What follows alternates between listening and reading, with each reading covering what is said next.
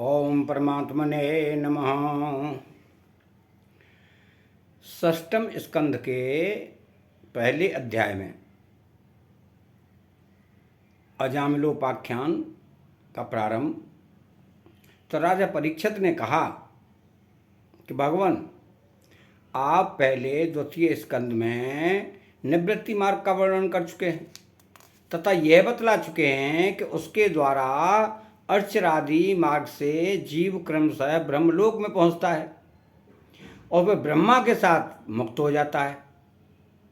मुनिवर, इसके सिवा आपने उस प्रवृत्ति मार्ग का भी तृतीय स्कंद में भली भांति वर्णन किया है, जिससे त्रिगुणमय स्वर्ग आदि लोगों की प्राप्ति होती है और प्रकृति का संबंध न छूटने के कारण जीवों को बार बार जन्म मृत्यु के चक्कर में आना पड़ता है। आपने यह भी बतलाया कि अधर्म करने से अनेक नरकों की प्राप्ति होती है और पांचवें स्कंद में उनका विस्तार से वर्णन भी किया। चौथे स्कंद में आपने उस प्रथम मनंतर का वर्णन किया जिसके अधिपति स्वयंभू मनु थे। साथ ही चौथे और पांचवें स्कंद में प्रियव्रत और उत्तानपाद के वंशों तथा चरित्रों का एवं द्वीप, वर्ष, समुद्र, पर्वत, पदी, नदी, उद्यान और विभिन्न द्वीपों के वृक्षों का भी निरूपण किया। तो भूमंडल की स्थिति, उसके द्वीप, वर्षादि विभाग, उनके लक्षण तथा परिमाण, नक्षत्रों की स्थिति, अतल वितल आदि भूविवर, सात पाताल और भगवान ने इन सब की जिस प्रकार सृष्टि की उसका वर्णन भी सुनाया। महाभाग, अब मैं वह उपाय जानना चाहता हूँ जिसके अनुष्ठान से मनुष्यों को अनेकानेक भयंकर यातनाओं से पूर्ण नरकों में न जाना पड़े। आप कृपा करके उनका उपदेश कीजिए। तो श्री सुखदेव जी ने कहा कि मनुष्य मन, वाणी और शरीर से पाप करता है। यदि वह उन पापों का इसी जन्म में प्रायश्चित न कर ले तो मरने के बाद उसे अवश्य ही उन भयंकर यातनापूर्ण नरकों में जाना पड़ता है, जिनका वर्णन मैं तुम्हें पांचवें स्कंद के अंत में सुनाया है। इसलिए बड़ी सावधानी और सजगता के साथ रोग एवं मृत्यु के पहले ही शीघ्र से शीघ्र पापों की गुरुता और लघुता पर विचार करके उनका प्रायश्चित कर डालना चाहिए। जैसे मर्मज्ञ चिकित्सक रोगों का कारण और उनकी गुरुता लघुता जानकर झटपट उनकी चिकित्सा कर डालता है। तो राजा परीक्षित ने पूछा कि भगवान, मनुष्य राजदंड, समाजदंड और लौकिक और शास्त्रोक्त नरक गमन आदि पारलौकिक कष्टों से यह जानकर भी कि पाप उसका शत्रु है, पाप वासनाओं से विवश होकर बार बार वैसे ही कर्मों में प्रवृत्त हो जाता है। ऐसी अवस्था में उसके पापों का प्रायश्चित कैसे संभव है? मनुष्य कभी तो प्रायश्चित आदि के द्वारा पापों से छुटकारा पा लेता है, कभी फिर उन्हें ही करने लगता है। ऐसी स्थिति में मैं समझता हूं कि जैसे स्नान करने के बाद धूल डाल देने के कारण हाथी का स्नान व्यर्थ हो जाता है, वैसे ही मनुष्य का प्रायश्चित करना भी व्यर्थ ही है। श्री सुखदेव जी ने कहा कि वस्तुतः कर्म के द्वारा ही कर्म का निर्बीज नाश नहीं होता, क्योंकि कर्म का अधिकारी अज्ञानी है। इसलिए सच्चा प्रायश्चित तो तत्व ज्ञान ही है। जो पुरुष केवल सुपथ्य का ही सेवन करता है उसे रोग अपने बस में नहीं कर सकते। वैसे ही परीक्षित, जो पुरुष नियमों का पालन करता है वह धीरे धीरे पाप वासनाओं से मुक्त हो कल्याण पद तत्व ज्ञान प्राप्त करने में समर्थ होता है।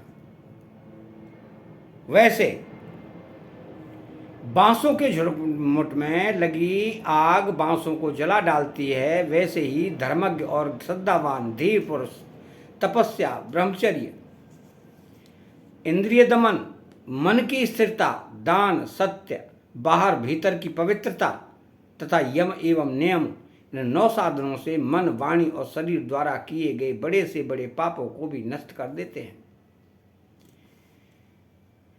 भगवान की शरण में रहने वाले भक्तजन जो विरले ही होते हैं, केवल भक्ति के द्वारा अपने सारे पापों को उसी प्रकार भस्म कर देते हैं जैसे सूर्य कोहरे को। परीक्षित, पापी पुरुष की जैसी शुद्धि भगवान को आत्मसमर्पण करने से और उनके भक्तों का सेवन करने से होती है, वैसी तपस्या आदि के द्वारा नहीं होती। जगत में यह भक्ति का पंथ ही सर्वश्रेष्ठ, भय रहित और कल्याण स्वरूप है। क्यों कि इस मार्ग पर भगवत परायण सुशील साधुजन चलते हैं। परीक्षित, जैसे शराब से भरे घड़े को नदियां पवित्र नहीं कर सकती, वैसे ही बड़े बड़े प्रायश्चित बार बार किए जाने पर भी भगवत विमुख मनुष्य को पवित्र करने में असमर्थ है। जिन्होंने अपने भगवत गुणानुरागी मन मधुकर को भगवान श्री कृष्ण के चरणारविंद मकरंद का एक बार पान करा दिया, उन्होंने सारे प्रायश्चित कर लिए।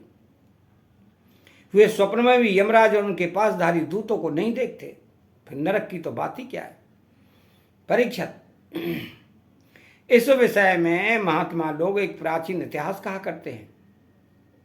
उसमें भगवान विष्णु और यमराज के दूतों का संवाद है। तुम मुझसे उसे सुनो। कान्य कुब्ज नगर कन्नौज में एक दासी पति ब्राह्मण रहता था। उसका नाम था अजामिल। दासी के संसर्ग से दूषित होने के कारण उसका सदाचार नष्ट हो चुका था।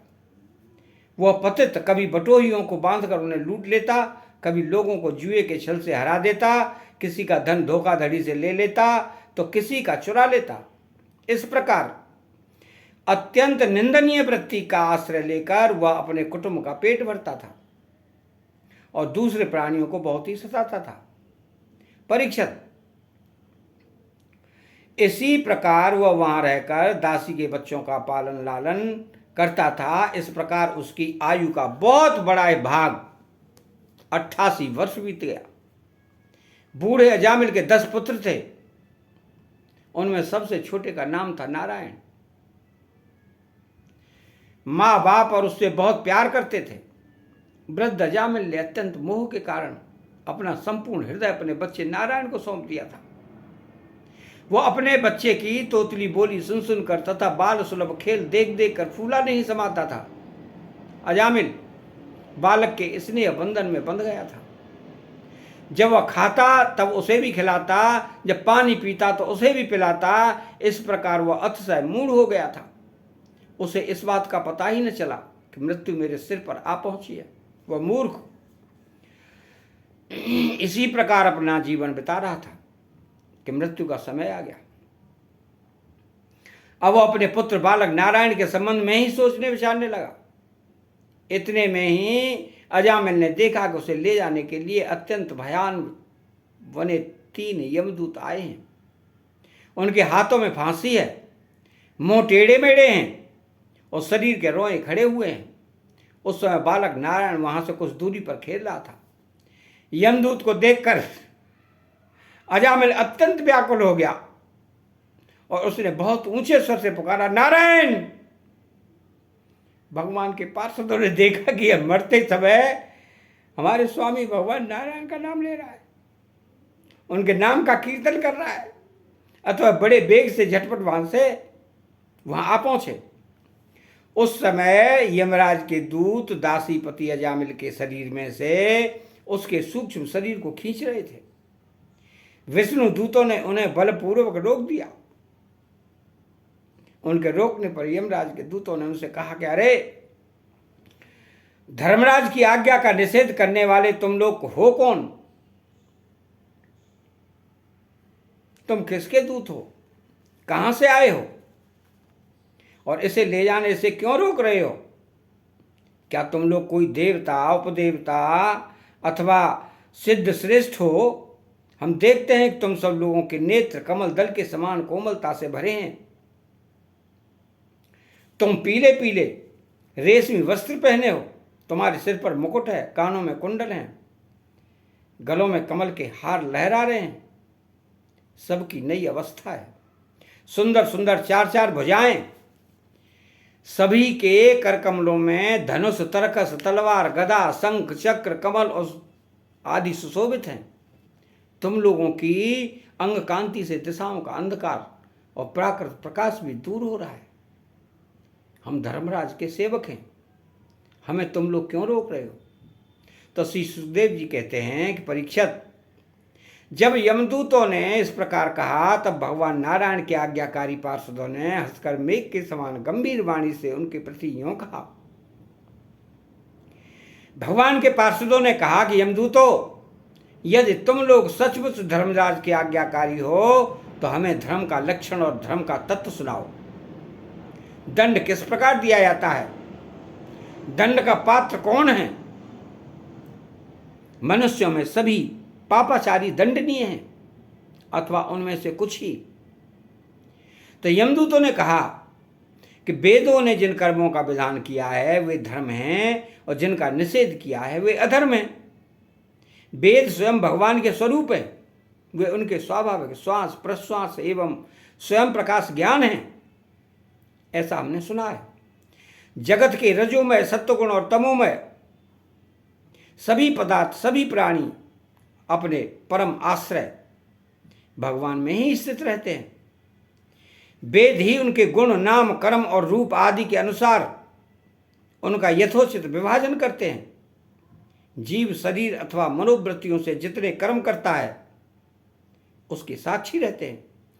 सूर्य, अग्नि, आकाश, वायु, इंद्रियां, चंद्रमा, संध्या, रात, दिन, दिशाएं, जल, पृथ्वी, काल और धर्म, इनके द्वारा अधर्म का पता चल जाता है और तब दंड के पात्र का निर्णय होता है। पाप कर्म करने वाले सभी मनुष्य अपने अपने कर्मों के अनुसार दंडनीय होते हैं। निष्पाप पुरुषों, जो प्राणी कर्म करते हैं उनका गुणों से संबंध रहता ही है, इसलिए सभी से कुछ पाप और कुछ पुण्य होते ही हैं। और देहवान होकर कोई भी पुरुष कर्म किए बिना रह ही नहीं सकता। इस लोक में जो मनुष्य जिस प्रकार का और जितना अधर्म या धर्म करता है वह परलोक में उसका उतना और वैसा ही फल भोगता है।